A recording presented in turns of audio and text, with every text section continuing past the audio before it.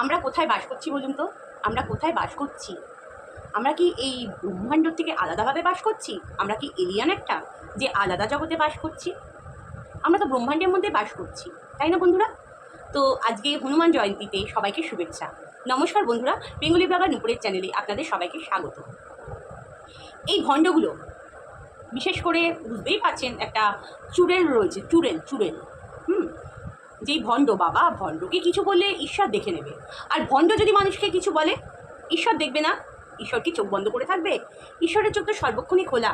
আমরা ভাবি ও দেখি না, দেখছে না, সে দেখছে না, কিন্তু ঈশ্বরের চোখে কিছুই বাদ যায় না।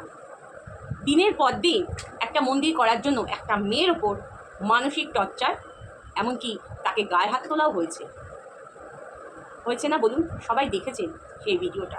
তার বাড়ির ওপর কেমনভাবে তার ওপর টর্চার হয়েছে, তার বাচ্চাগুলোকেও পর্যন্ত ছাড়েনি সেই অসভ্য ছোট লোকগুলো, যে মায়ের জিনিস পর্যন্ত লণ্ডভণ্ড করে ফেলেছে।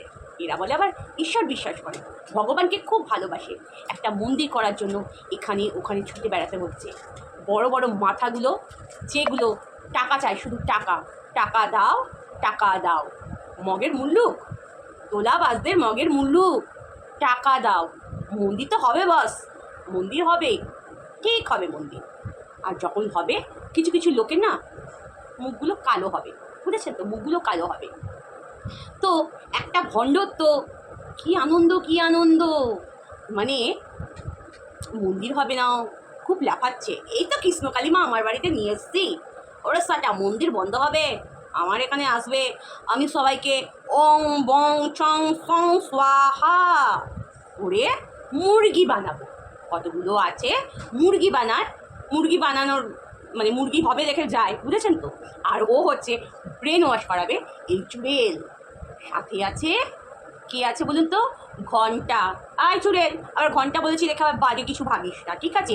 কিন্তু এটা কিন্তু সত্যি, যখন ওই ঠাকুরের যখন ঘন্টাটা বাজায় না বন্ধুরা, এই যে ধুতিটা যে পরে, তা নিচে এটা সত্যি আন্ডারওয়্যার পরে না। যে ক্যামেরাটা যখন আলোটা আসে না, তখন ওটা বোঝা যায়, বুঝেছেন তো বন্ধুরা? যাই হোক, হলো না হইল, বুঝেছেন তো? তো মন্দির তো হবেই, যে যত দাবার চাল চালুক না কেন। ঈশ্বরের জন্য আমরা হাঁটতে পাচ্ছি, চোখে দেখতে পাচ্ছি, দুবেলা দুমুঠো খেতে পাচ্ছি, কারোর পাশে দাঁড়াতে পাচ্ছি। সেই ঈশ্বরের মন্দিরটাই কিছু অসভ্য মানসিকতার মানুষরা করতে দিচ্ছে না।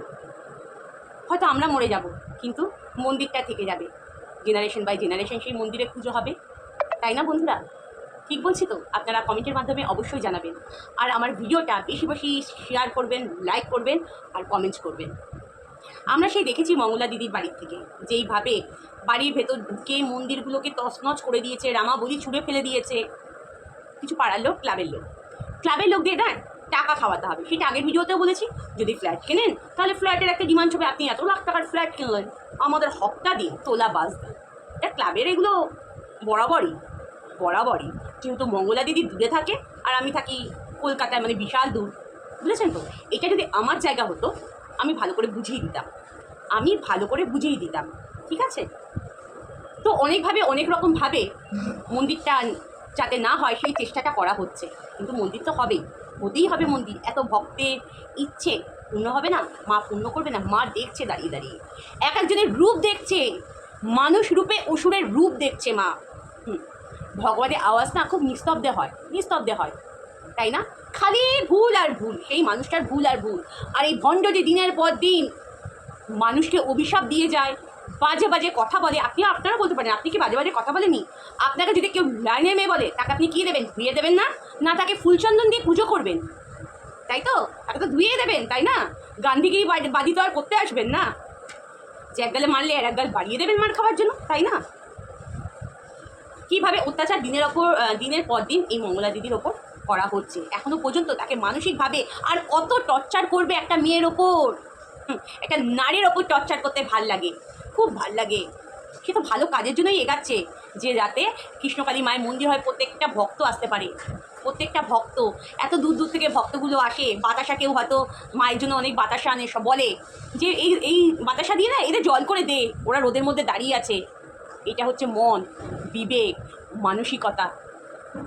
তার মুখে আলাদা একটা মাধুর্য, লালিত্য, হাসি, বকুক না ভক্তদের, বকার মধ্যেও একটা ভালোবাসা, বকার মধ্যেও একটা ভালোবাসা। খালি ভগবানের কাছে গেলাম, খালি দাও আর দাও আর দাও, দিয়ে তো রেখেছে, সব কিছুই তো দিয়ে রেখেছে, ফুল ফল মিষ্টি গাছপালা বায়ু আলো, আর কি চাই, আর কি চাই, সব তো দিয়ে রেখেছে। ভগবান দিয়ে যাবে, আমরা এনজয় করবো, ভাঙড়া করবো, আমরা নিজেরা কিছু করব না, নিজেরা কিছু করব না। কেন মঙ্গলা দিদি ত্রিশূল ছুয়ায়, ত্রিশূল ছুয়ায়? আরে একটা ত্রিশূল দিনের পর দিন মন্দিরের মধ্যে থাকতে থাকতে না, সেই ত্রিশূলটার মধ্যে আশিস চলে আসে, আশিস মানে আশীর্বাদ চলে আসে।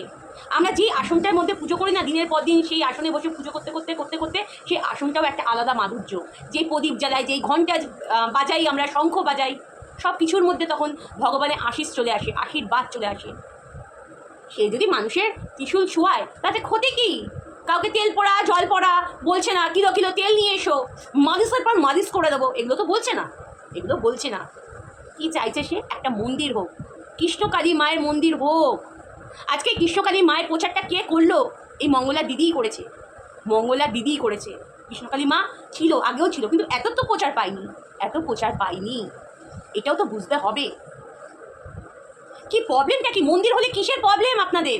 কিসের প্রবলেম? কিছু কিছু মানুষের এত প্রবলেম কিসের যে একটা মানুষের পেছনে পড়েই থাকতে হচ্ছে, পড়েই থাকতে হচ্ছে?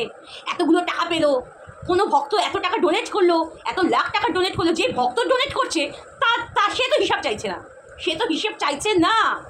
আপনি আমরা বলে হিসাব চাইবো কেন? কেন দিয়ে দিয়েছো মানে? মন্দিরে আমরা প্রণামী বক্সে দিয়ে দিয়েছি মানে দিয়ে দিয়েছি, কি দিয়েছি না দিয়েছি আমরা পুরোহিত থেকে বা ওখানকার মন্দিরের কর্তৃপক্ষ থেকে আমরা হিসেব চাই না। এই যে আমি এই দক্ষিণাটা দিলাম কি করলেন ঠাকুরমশাই, বা আমি এই দক্ষিণাটা দিলাম কি করলেন মাতাজি, এরকম বলে না, কেউ বলে না এরকম। তবে কেন একটা মহিলার পিছনে এইভাবে দিনের পর দিন পড়ে থাকা কেন? যুদ্ধ, যুদ্ধ হবে সেটাই চাইছেন? আন্দোলন হবে, আন্দোলন? যেই মাটির মধ্যে দাঁড়িয়ে আমরা বিল্ডিংয়ের মধ্যে রয়েছি সেটাও ভগবানের দান, আর ভগবানের জন্য একটা মন্দির তৈরি হওয়ার জন্য এত অসুবিধা, দুষ্টু মানুষদের এত অসুবিধা, বিকৃতি মানুষের এত অসুবিধা। টাকা, টাকার নেশা না, খুব টাকার নেশা, খুব টাকার নেশা, খুব খুব। একটা কালে বৃদ্ধ হয়ে বিছানায় শুয়ে থাকবেন, টাকা থাকবে, কিন্তু ওই টাকা দিয়েও কিছু করা যাবে না, ওই টাকা দিয়েও কিছু করা যাবে না। কি চাইছে ভক্তরা? মঙ্গলা দিদি কি চাইছে? একটা মন্দির হোক, একটা মন্দির হোক, মন্দির তো হবেই, মন্দির তো হবেই, হতেই হবে। তার জন্য যা যা করণীয় তাই তাই হবে। যদি আন্দোলন করতে হয় আন্দোলন হবে, অনশন করতে হলে অনশনও হবে, অনশনও হবে। আজকে ভগৎ সিং, রাজগুরু, সুখদেব এই দেশের জন্য লড়াই করেছে, তাহলে আমরা স্বয়ং ঈশ্বরের জন্য লড়াইটুকু করতে পারবো না? করতে পারবো না আমরা লড়াইটুকু? অবশ্যই করতে পারবো, অবশ্যই করতে পারবো। ঈশ্বরের দানেই আমরা চলছি, ঈশ্বরের দানেই। ভিডিওটা এইটুখানি রাখলাম। যে যেখানে আছে সবাই ভালো থাকুন, সুস্থ থাকুন, এই কামনাই করি। আর বেশি বেশি লাইক করবেন, কমেন্টস করবেন, শেয়ার করবেন আর সাবস্ক্রাইব করবেন। আমার পাশে থাকুন, আমাকে এগিয়ে নিয়ে যান।